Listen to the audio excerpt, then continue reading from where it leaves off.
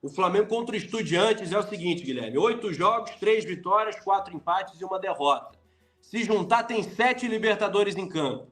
O Estudiantes conseguiu um tricampeonato de Libertadores, 68, 69, 70. O Estudiantes pode não ser o River Plate, pode não ser o Boca Juniors, mas é um time enjoado. Agora, no Maracanã, o Mengão é favorito, não é, Gui?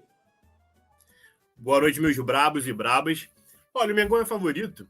Eu estava até me preparando um pouquinho para essa live, vendo as notícias da Argentina, do Brasil. O Rossi deu até uma entrevista hoje coletiva, não sei se vocês do chat chegaram a conferir. O Rossi que chegou a jogar no Estudiante, né? Ele foi comprado inicialmente pelo Estudiante, depois ele passa rapidamente pelo Defensa e Justiça, e depois ele tem um grande momento dele no Boca, né? E ele levantou essa questão, né, do Flamengo jogar justamente com estudiantes esse que ele conhece muito bem. Quando você começou a levantar o retrospecto, me fez lembrar muito do Flamengo, aquele Flamengo das vacas magras, aquele Flamengo que ia para a Libertadores e não conhecia as oitavas de final, ou conhecia e parava nelas, né? Hoje em dia a gente tem uma outra realidade do Flamengo, né? É uma realidade do Flamengo, eu lembro da campanha do Fluminense, por exemplo, que bateu na trave com a LDU. Antigamente a gente tinha medo de pegar o River Plate, a gente tinha medo de pegar o tão temido Boca, né? Eu acho que pouco a pouco isso está mudando.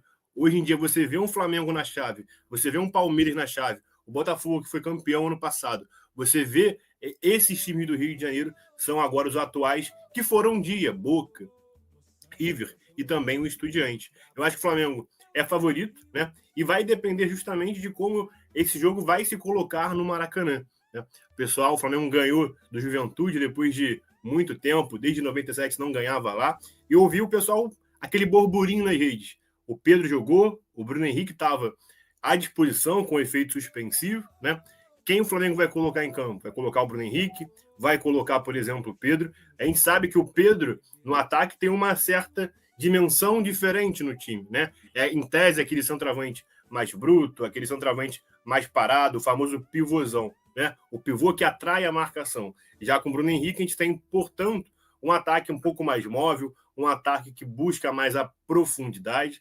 Então, Avira, eu acho que o Flamengo tem grandes condições justamente de ampliar, abrir o placar para justamente ir com uma vantagem para a Argentina, tendo em vista que o Flamengo é líder do brasileiro e tem um jogo importantíssimo domingo, o clássico que vocês vão ver na Brabo TV, o clássico dos milhões, né? Então é um jogo importante, o Flamengo também tem que ficar ligado nesse jogo domingo para não perder a liderança. E vocês, meus amigos? Rodrigão, esse jogo aqui chama muito atenção. O duelo Brasil e Argentina sempre chama atenção. E acho que de tudo que o Guilherme falou, é muito visível essa mudança do Flamengo na Libertadores a partir de 2017. Tanto que o retrospecto do Flamengo contra os argentinos, ele começa a mudar a partir daí. Né? O Flamengo, ele... Hoje, eu até anotei isso aí na minha colinha aqui. Contra os argentinos, o Flamengo tem mais vitórias do que derrotas. Tem 13 vitórias e 3 derrotas. E a partir de 2017 essa chave vira e os argentinos passam a ser fregueses do Flamengo na Libertadores. Inclusive, se a gente lembrar, 2022, o último título, o Flamengo massacra o Vélez na Argentina em plena semifinal. 4-0 exuberante. Queria saber o seu olhar, Rodrigo, para esse jogo, que é um jogaço que chama a atenção de todo mundo, né? Rafa, o Estudiantes, ele está num processo de virar SAF lá na Argentina e recebeu algum investimento.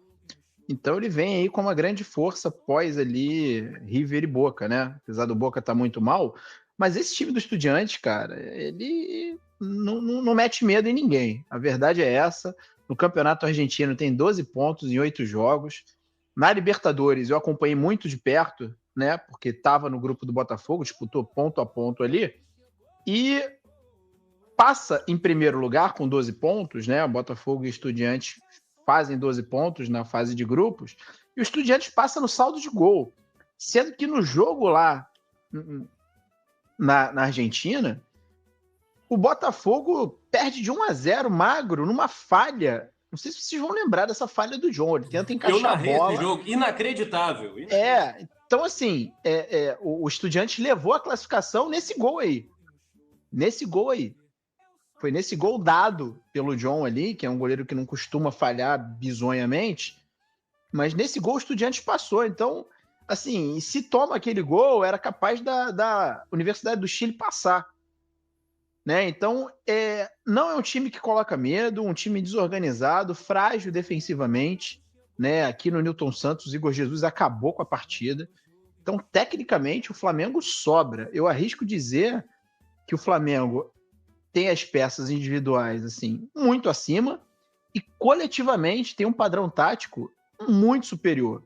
Então, eu estou esperando uma vitória aqui no Rio de Janeiro e uma vitória na Argentina com tranquilidade. O Flamengo passa com tranquilidade. Não se assustem se o Flamengo até poupar nos próximos jogos, que eu acho que, apesar de ser um time argentino, tem toda essa questão de Libertadores, a catimba, o Flamengo tem tudo para atropelar dentro de casa e fazer um jogo para administrar na volta.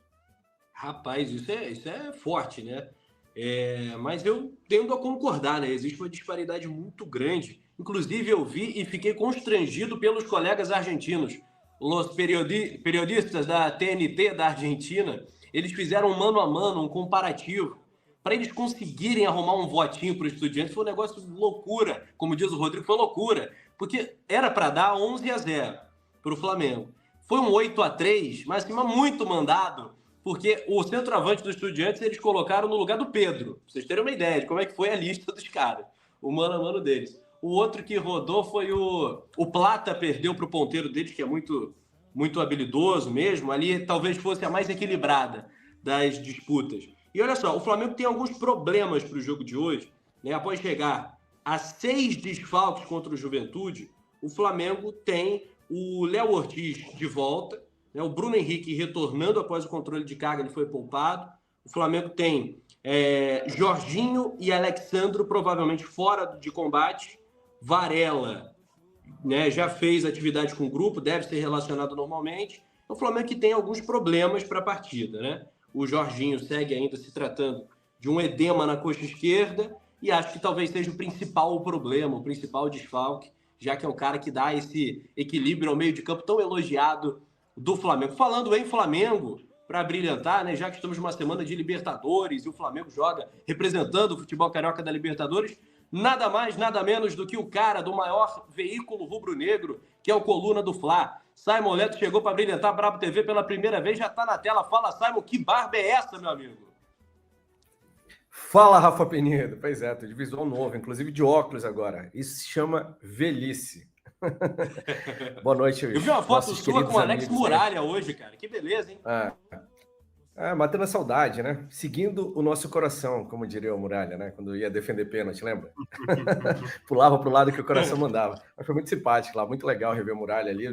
Viajei com o time do Mirassol hoje pro Rio de Janeiro, Rafa. Inclusive, ainda há pouco escrevi no Twitter ali que eu tava do lado do técnico, Rafael Guanais.